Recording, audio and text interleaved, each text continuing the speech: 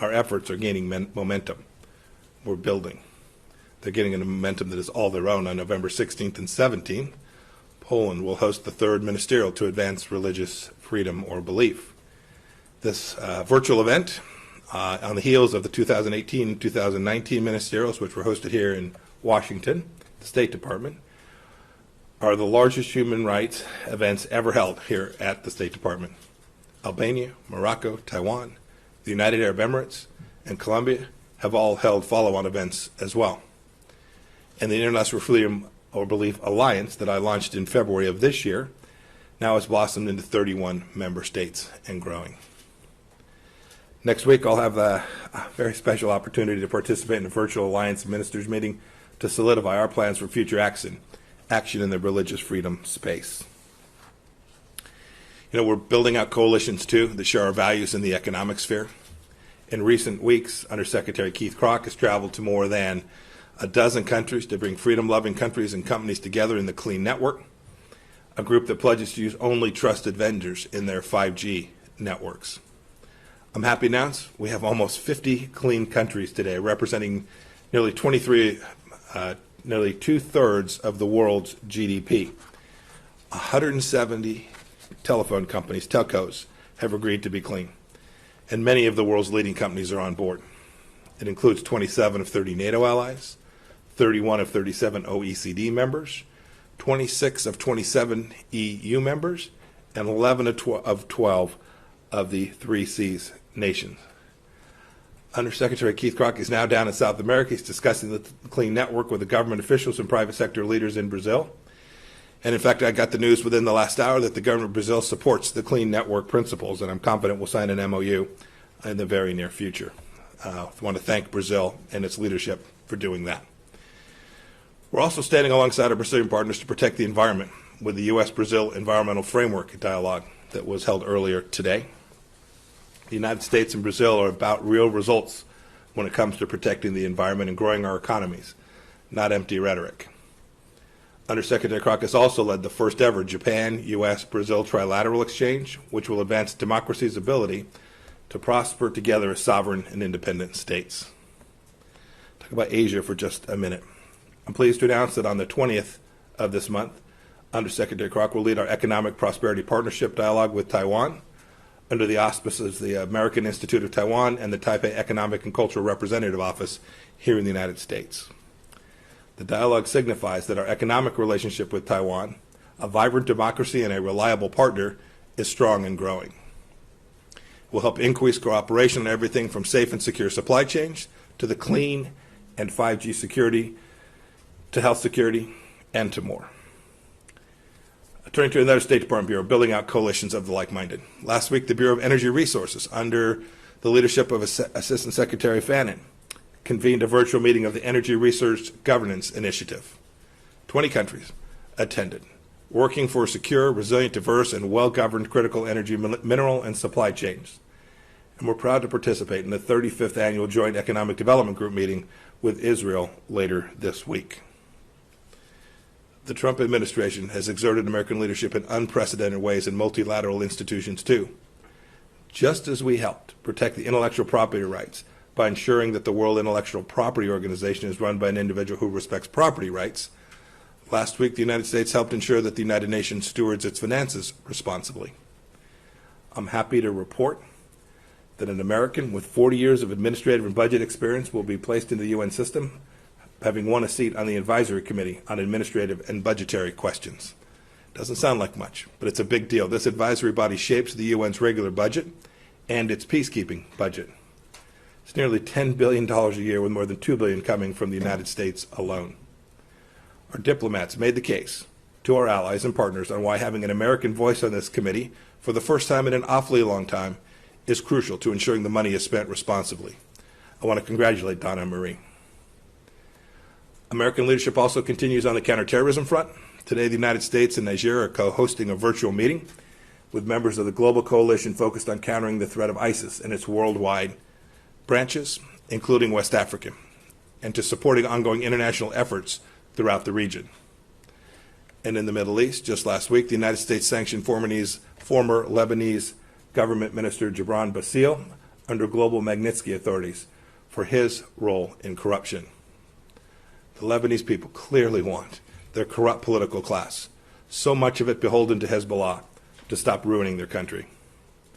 Our action shows that American people stand with the Lebanese people as they call for their political leaders to chart a new direction marked by reforms, transparency, and honest governance. And on Iran, our efforts to protect the American people from the regime of Tehran will not cease.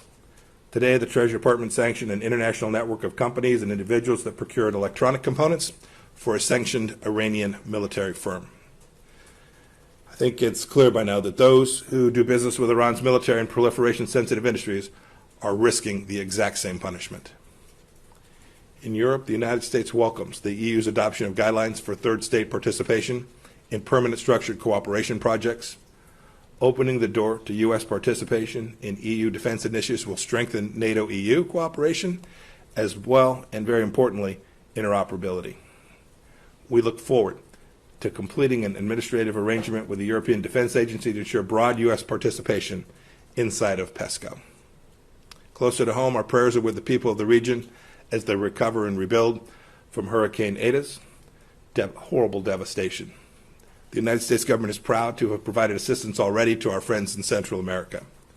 We're proud to support Chile, Colombia, Ecuador, Peru, as these governments work together to address illegal, unregulated, and unreported fishing.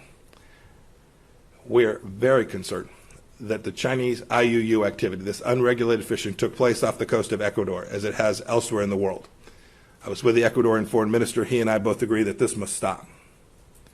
On Bolivia, President Trump was pleased to send a delegation headed by Treasury Undersecretary Brett McIntosh for the inauguration of President Luis Arce on November 8th. I also spoke to the president-elect last week to congratulate him on his historic victory. We also congratulate the people of St. Vincent and the Grenadines on their successful election last week, and we continue to seek similar free and fair elections in Venezuela and in Nicaragua. There's also plenty of news before I close on the human rights front. Yesterday, the State Department sanctioned 4 senior Chinese Communist Party officials and Hong Kong police who have undermined Hong Kong's promised autonomy and crushed the freedoms of its people. We will continue to challenge actions by the CCP and its Hong Kong proxies who stifle democracy and basic freedoms. On Monday, in Syria, we unleashed the 5th tranche of the Caesar Act designations on Bashar Assad and his regime, and the United States commends the EU for taking similar actions to sanction individuals responsible for prolonging the horrific conflict inside of Syria. We will continue to coordinate with our EU and like-minded partners to promote accountability for the regime there and the atrocities it has committed against the Syrian people. In Geneva yesterday, the United States presented our national report on the U.S. commitment to domestic human rights at the UN Universal Periodic Review. I'm very proud of the work we did. Our remarkable, vibrant democracy provides for the greatest freedoms and protection of human rights anywhere in the world. The brutal regimes shouting the loudest about our record have the most to hide about their abysmal treatment of their own people. And with that, I'm happy to take questions. Rich. Mr. Secretary. Hi. Is the State Department currently preparing to engage with the Biden transition team? And if not, at what point does a delay hamper a smooth transition or pose a risk to national security? There will be a smooth transition to a second Trump administration. All right? We're ready. The world is watching what's taking place here. We're going to count all the votes. When the process is complete, there'll be electors selected. There's a process. The Constitution lays it out pretty clearly. The world should have every confidence that the transition necessary to make sure that the State Department is functional today, successful today, and successful with the president who's in office on January 20th, a minute afternoon, will also be successful. I went through a transition on the front, and I've been on the other side of this. I'm very confident that we will do all the things that are necessary to make sure that the government, the United States government, will continue to perform its national security function as we go forward. So you believe there's widespread voter fraud, that the reports that we're getting from Pennsylvania, from Michigan, showing vote totals in massive leads or significant leads with 99% reporting are going to be overturned, and that the United States failed to conduct a fraudulent free election? Rich, I'm the Secretary of State. I'm getting calls from all across the world. These people are watching our election. They understand that we have a legal process. They understand that this takes time. Right? It took us 37 plus days. in an election back in 2000, conducted a successful transition then. I'm very confident that we will count, and we must count every legal vote. We must make sure that any vote that wasn't lawful ought not be counted. That dilutes your vote if it's done improperly. Got to get that right. When we get it right, we'll get it right. We're in good shape. Should foreign leaders not be calling We're good shape. President-elect Biden? Who was next? Yeah. I want to ask you. I can barely hear you, ma'am. I'm sorry. Yeah. Heba Nasser, Al-Sharq News. I want to ask about the sanctions against Gibran Bassil in Lebanon. We know that, we heard that this was on the making for some time, but I want to ask about the timing. Are you, were you doing this to make a new stage for the new administration? And also I want to ask about the arms sale to UAE. When we expect that to be delivered? So the second question was about the arms sales to the United Arab Emirates. So we'll have significant announcements with respect to that here very, very soon. We continue to review arms sales all across the world, including to our important friend and partner in the United Arab Emirates.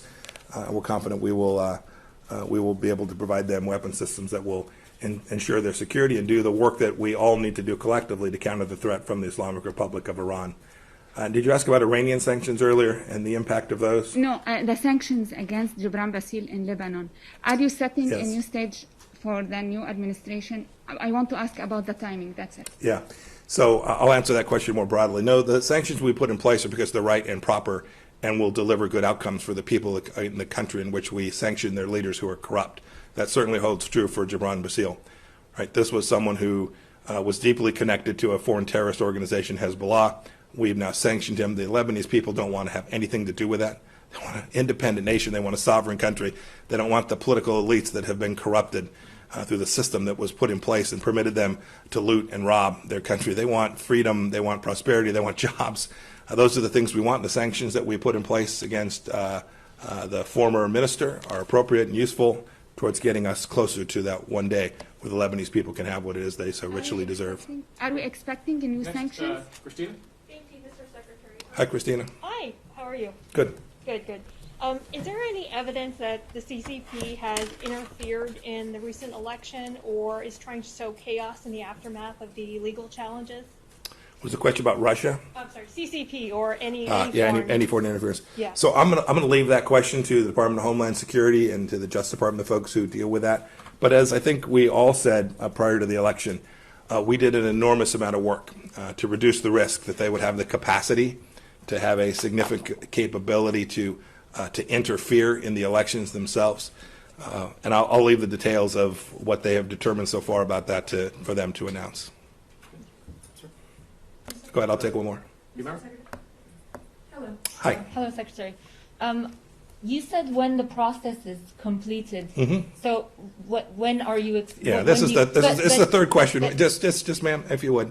I came out here today and talked about important foreign policy issues. This is now the third question. This is the most important thing that's happening in this country right now. I'm wondering. Yes, ma'am. Go ahead and ask your question. I'll give my answer. What kind of guidance are you giving to American diplomats on how to characterize the results of the presidential election? And also, this department frequently sends out statements encouraging free and fair elections abroad. Yes. And for the losers of those elections to accept the results, doesn't President Trump's refusal to concede discredit those efforts? That's ridiculous. And you know it's ridiculous. And you asked it because it's ridiculous.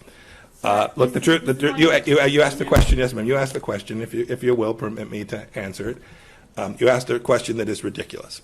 This department cares deeply to make sure that elections around the world are safe and secure and free and fair. And my officers risk their lives to ensure that that happens. They work diligently on that. We often encounter situations where it's not clear about a particular election. We work to uncover facts. We work to do discovery to learn whether, in fact, the outcome, the decision that was made reflected the will of the people. That's our responsibility. It's what we try to do along with partners all across the world, along with OSCE inspectors, to make sure that those elections were free and fair. We want every one of those votes to be counted in the same way that we have every expectation that every vote here in the United States will be counted too. It is totally appropriate. The United States has an election system that is laid out deeply in our Constitution, and we're going to make sure that we get that right. And we have, all of you have, and should be committed to making sure that that happens. I think every one of you wants that same outcome. You want every vote to be counted. You want to run the process. We want the law to be imposed in a way that reflects the reality of what took place. And that's what I think we're engaged in here in the United States, and is what we work on every place all across the world. Thank you all. How are you advising diplomats overseas?